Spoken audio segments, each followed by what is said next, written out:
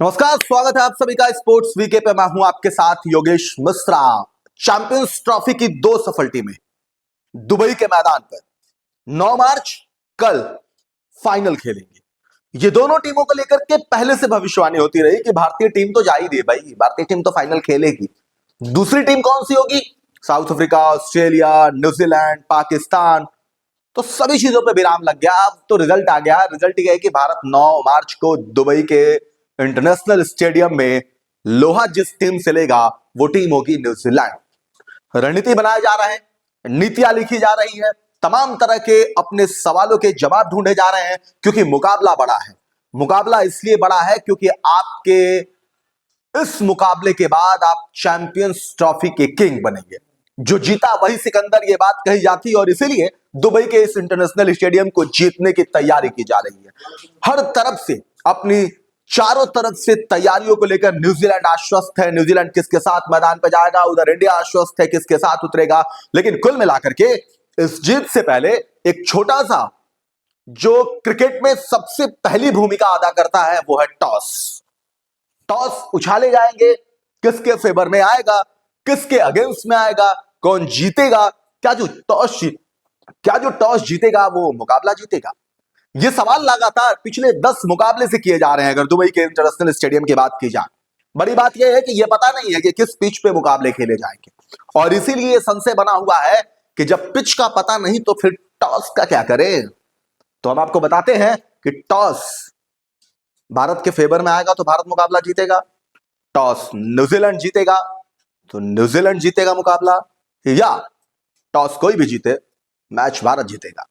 ये सारे सवालों का जवाब आपको देंगे, क्योंकि हम आए पूरी तैयारी के साथ। क्योंकि जिस तरीके से पूरा दुबई तैयार है, हम भी तैयार हैं आपको बताने के लिए, वो एनालिसिस के लिए, वो सारी प्रिपरेशन करके कि क्या हो सकता है, क्या कहां चूक हो सकती है, क्या चीजें सही हो सकती है, क्या गलत हो सकती है, रोहित शर्मा का रिकॉर्ड क्या कहता है, सूर्य कुमार यादव ने क्या कहा, वो सब XYZ ABCD सब कुछ छूटेगा नहीं आपको। क्यों? पहले बात करते हैं टॉस की। अगर मैं ये कहूं कि भारतीय टीम टॉस जीतेगी, नहीं यार, क्योंकि रोहित शर्मा तो लगातार टॉस हारते हैं ना। रोहित शर्मा से टॉस जीतने के बारे में इतना ही फिर से कह सकता हूं, रोहित भैया बस एक बार, सिर्फ इस बार दुबई के इंटरनेशनल स्टेडियम में टॉस हार जाना, अपने लिए ना सही पूरे देश के लिए हार जाना। क्योंकि जब हारोगे ना तो फिर हम देखेंगे कि जीतेंगे या क्या करेंगे, लेकिन अगर हारोगे तो जीतोगे। अब आप कहोगे कैसे, तो आपको बताते हैं दुबई के इस मैदान के रिकॉर्ड के बारे में। पहली बात तो यह है कि भारतीय टीम के कप्तान रोहित शर्मा चैंपियंस ट्रॉफी के लगभग सारे टॉस हार गए। अगर लगातार मुकाबले देखे जाए तो कई मुकाबले में लगातार टॉस हार गए। टॉस जीतते नहीं है क्योंकि इनको पता ही नहीं है कि अगर सिक्का उछाला जाएगा तो हेड बोलना है या टेल बोलना है। अगर हेड बोलेंगे तो टेल आएगा, टेल बोलेंगे तो, क्योंकि वो थोड़ा सा रोहित शर्मा इस प्रैक्टिस में पीछे रह गए। लेकिन कमाल की बात यह है कि टॉस जब भी रोहित हारते हैं मुकाबला जीतते हैं। ये 4 मुकाबले देख लीजिए, न्यूजीलैंड को पीटा, ऑस्ट्रेलिया को पीटा, जब न्यूजीलैंड से भी टॉस हारे 264 बोर्ड पे, फिर ऐसा लगा यार 200 कुछ रन आए तो भारतीय टीम 7 मुकाबला हार जाएगी, 44 रन से जीत के। फिर जब टॉस हारे तो ऑस्ट्रेलिया ने कहा मैं खुद ही बैटिंग करूंगा जी, उधर भी मामला लटक गया, भारत मुकाबला जीत गया। कुल मिलाकर अगर रिकॉर्ड की बात करें तो 10 मुकाबले इस इंटरनेशनल दुबई के मैदान पर खेले गए हैं। 5 मुकाबले वो टीम जीती है जो टॉस हारी, चेस करते हुए। दूसरी बात, भारतीय टीम यानी कि यहां पर भारत ने 4 मुकाबले खेले हैं और चारों मुकाबले में टॉस रोहित शर्मा हारे हैं, 3 चेस करते हुए हम जीते हैं। दूसरी बात। तीसरी बात यह है कि इस मुकाबले पे टोटल 10, मतलब इस मैदान पे टोटल 10 मुकाबले खेले गए। इस 10 में से 7 मुकाबला वो टीम जीती है जिसने चेस किया है। तो कुल मिलाकर के आंकड़े, प्रतिशत, कैलकुलेशन सब कर लेंगे आप तो वो ही टीम आगे है जिसने टॉस हारा है और चेस किया है।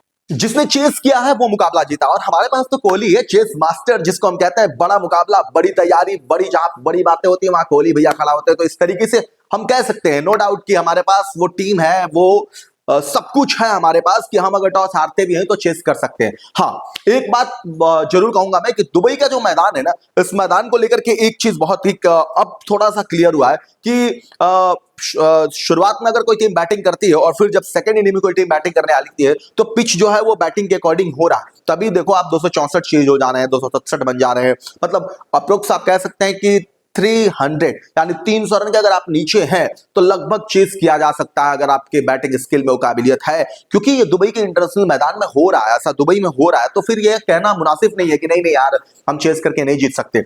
हाँ, रोहित शर्मा के अगर रिकॉर्ड के हिसाब से देखा जाए तो ये भी सही है कि अगर रोहित टॉस हारते हैं फिर भी चेस कर पाते हैं, लेकिन सवाल बड़ा है कि चेस क्यों कर पा रहे हैं, इसलिए कर पा रहे हैं। अब आप देखिए ना, रोहित शर्मा जल्दी चले जाते हैं, शुभमन गिल आउट हो जाते हैं, कोहली भैया आ जाते हैं, वो कहते हैं मैं खेलूंगा अंत तक, श्रेयस अय्यर, आपके उसके बाद हार्दिक पांड्या, रविंद्र जडेजा, केएल राहुल। ये जो बैटिंग, जो डेप्थ में आपके पास बैटिंग है ना, ये बताती है कि आप अगर सेकेंड इनिंग में चेस करते हैं तो आपके पास एक तो आपको टोटल स्कोर का अंदाजा लग जाता है कि आपको 264 ही बनाने हैं।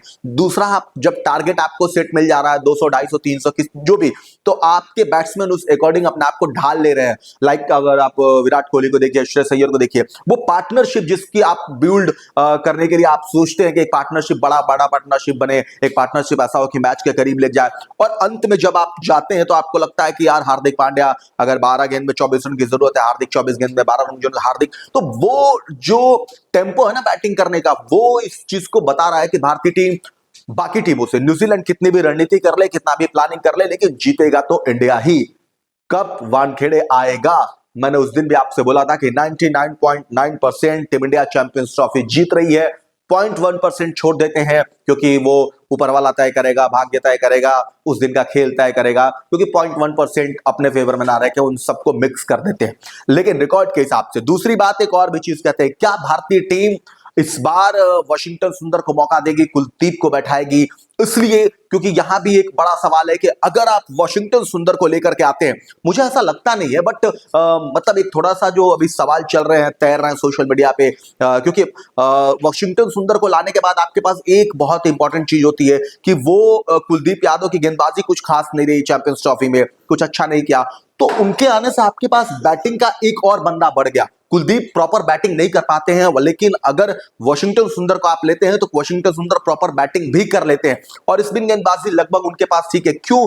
क्योंकि न्यूजीलैंड हो सकता है कि लेफ्ट राइट कॉम्बिनेशन का कुछ हवाला दे, तो वैसे में आपके पास एक ऐसा गेंदबाज होगा जो लेफ्ट हैंडर के लिए भी काम करेगा, और इसीलिए मुझे ऐसा लगता है कि शायद भारतीय टीम अगर कुलदीप के जगह पे अगर वॉशिंगटन को लेके आती है तो भारत के पास, अब सोच लीजिए, आपके हार्दिक जडेजा के बाद वॉशिंगटन सुंदर, यानी कि लगभग 9वें 8वें नंबर तक आपके पास बैटिंग है, तो वो एक जरूरत फाइनल के हिसाब से हो सकता है। लगता है कि फाइनल के हिसाब से एक शायद जिस तरीके से गौतम गंभीर ने सरप्राइज किया है, रोहित शर्मा ने सरप्राइज किया है, प्लानिंग ने सरप्राइज किया, तो शायद न्यूजीलैंड के लिए एक गेंदबाज के तौर पर वॉशिंगटन सुंदर एक सरप्राइज के लिए आए, बैटिंग के तौर पर भी आए। क्योंकि अगर मैं देखता हूं ना हर्षित राणा को, क्योंकि ऐसा नहीं है कि आप हर्षित राणा को लाओ और कहो आप वरुण चक्रवर्ती बैठ जाओ, क्योंकि वरुण चक्रवर्ती पिछले मुकाबले में न्यूजीलैंड के सामने 5 विकेट लेने वाले गेंदबाज थे, और वैसे में उनको ड्रॉप करना बिल्कुल मुझे नहीं लगता किसी भी कंडीशन में रोहित शर्मा या ये गौतम गंभीर इस तरीके का रिस्क लेंगे। तो फिर बचता वहां पे कुलदीप है, क्योंकि कुलदीप को लेकर के गेंदबाजी थोड़ा सा सवालों में रही है, विकेट नहीं निकाले वो जितना उनसे, जैसे 5 विकेट 4 विकेट एक स्पिनर के तौर पे जो वरुण दे रहे हैं, तो उसमें थोड़ा सा कुलदीप पीछे।